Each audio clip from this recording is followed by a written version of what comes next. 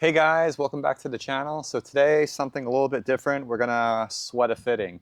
So I was on a deck job a couple of months ago, and in preparation for the deck, the homeowner had a hose bib in the way, and he had removed it prior to us starting the job. He had cut it off in the basement and then capped it.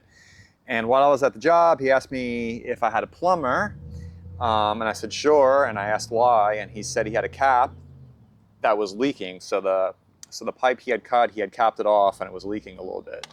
Now, I'm not a licensed plumber. I'm a licensed contractor, but here on Long Island, to be a licensed plumber, you need, I don't know if it's a 5 or 7 year apprenticeship, one or the other, to be a licensed plumber. So needless to say, licensed plumbers are expensive. I mean, it's at least $100 an hour to get a plumber here. And if a plumber comes to your house to do a 30-minute job, he's not going to charge you $50. He's going to charge you a half day. So it's going to be like $400 or $500 to sweat one pipe.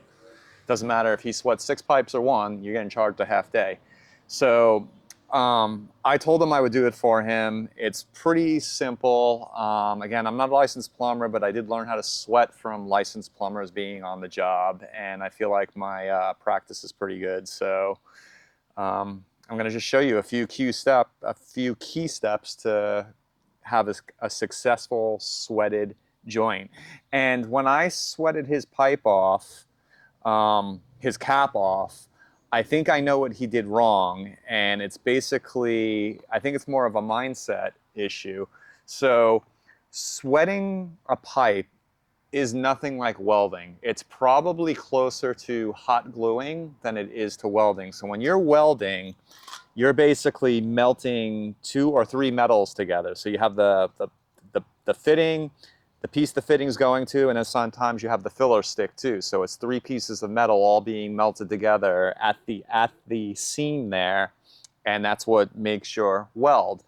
But sweating, what you're doing is you're actually melting the solder into the space between the 2 fittings. It's filling that void and making a waterproof connection, something like what glue would do, not like welding.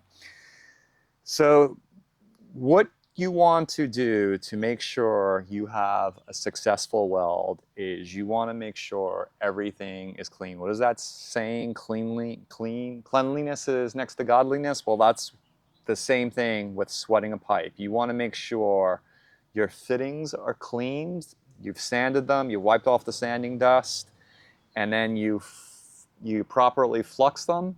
And then after that, it's easy. So I'm going to show you real quick. So first thing, Home Depot fittings, Lowe's fittings, whatever it is, if you buy a single fitting, chances are it's going to have a sticker on it, and you got to get rid of this. I hate that they do this. This is terrible. So what happens is, if the torch starts burning this sticker, it starts making like black smoke, and that's like carbon. And we all know that carbon deposits in your engine are no good. Well, it's the same thing with sweating. Basically, that carbon that's coming off as smoke can get in your solder joint as a contaminant, and that could compromise the solder joint, and you could get a little pin leak there. So that's the first thing you want to do, is make sure you get the labels off. Then I like to use the emery cloth.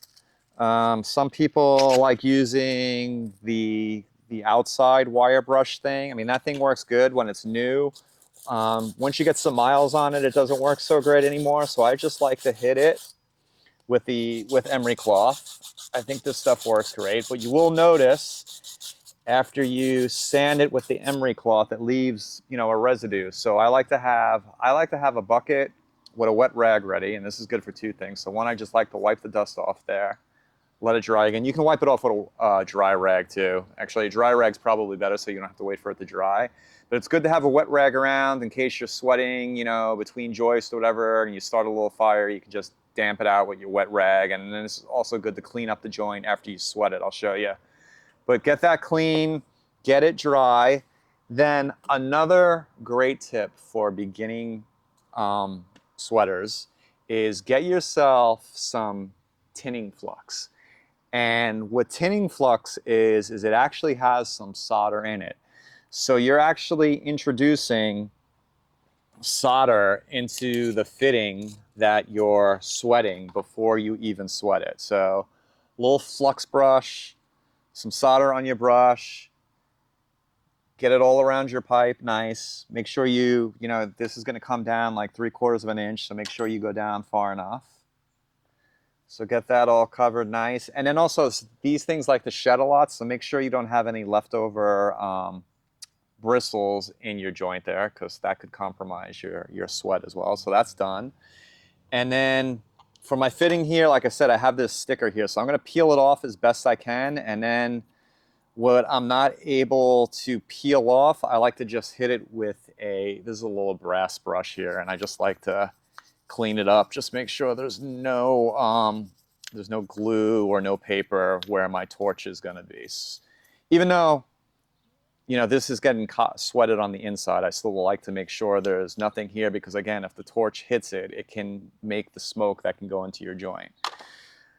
All right, so to do the insides, you kind of only have a wire brush solution. I guess you could roll up a piece of emery cloth in there and do it, but I think the wire brush works well for this. Just make sure you go both directions. It's easy to go one direction.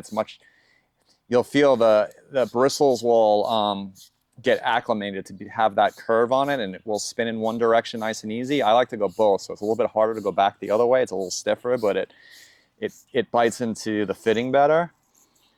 And again, once you get that nice and clean, blow it out or get a little a towel in there and get the dust out. And again, we are going to flux this. So get the flux in there all nice.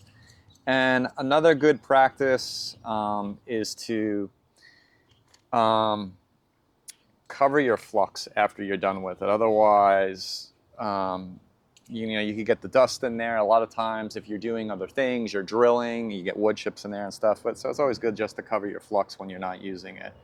So we're all fluxed up. I am going to set this on, and we're going to make sure it goes down all the way. So that's a good 3/4 of an inch there.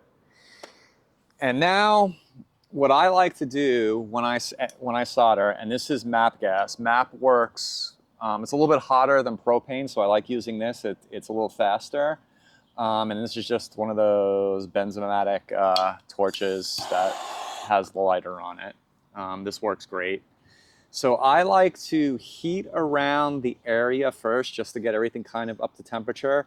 But once you've preheated it, then what you want to do, you don't want to heat the seam of the joint like you're welding.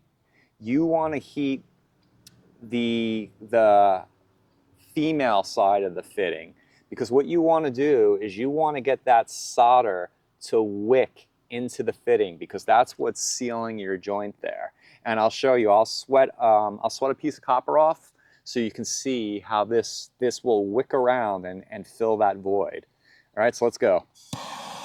So just around, and you see the flux instantly turns to liquid. So we'll get all sides heated up. And now what I'm gonna do is I'm gonna hold the torch on the fitting, and I like to put my solder on the opposite side of where the torch is, because that's the coldest side. If it's hot enough to melt the solder there, then it's gonna be hot enough all around the fitting. So this isn't quite there yet. Keep it moving around a little bit. All right, and there we go. It's wicking around. So I'm gonna remove the heat. Now I got too much solder there. It's running a little bit. I'm gonna take my wet rag and just wipe it, and I waited a little too long.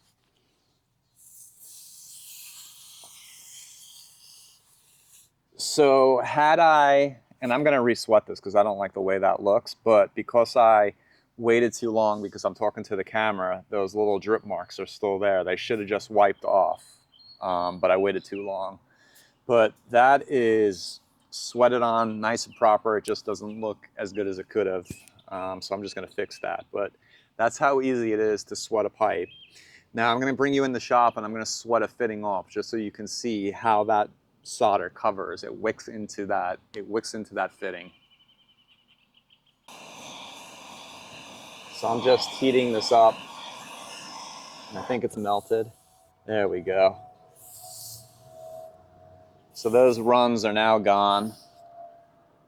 Still more solder than I needed, but it looks a lot better without the runs there. And you can hear it cooling off. All right, let's move into the shop. Hey, so one other important thing that, or it could be an important thing, if you're sweating a fitting inside your house that I didn't mention. So this fitting is going to go right into some PVC because this is actually for a sprinkler hookup. So it's not that important here, but some of you may have noticed on your copper tubing cutters, you have this little triangle piece of metal on there, and this is a reamer.